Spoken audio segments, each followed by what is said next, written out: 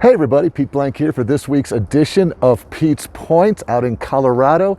And I'm located here just outside a condo complex at the Durkham Square Ice Rink. Now this is a great thing for the tourists and the travelers to do. As I go way above my head, you can get a shot of it here. It's this really neat ice rink that's here for people to use when they're on vacation. But underneath this ice rink, believe it or not, in the summertime, in spring and summer, is a miniature golf course. They actually have underneath the ice already set up the miniature golf. It's 9 holes, and so when it's not being used in the winter as an ice rink, it's also being used as a miniature golf course for its guests. That's why today's topic is repurposing. Repurposing. Well, how can you repurpose things in your organization? What can you use during maybe this season that's not being used and get it to do something else in the next season?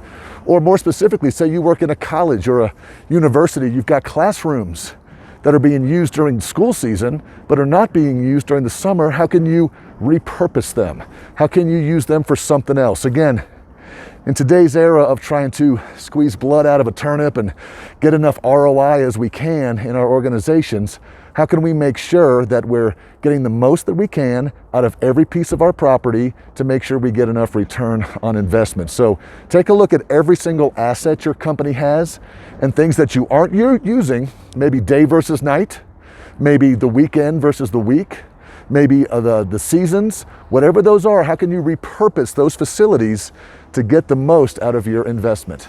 Work on repurposing your facilities this week, and we'll talk to you next week on Pete's Points.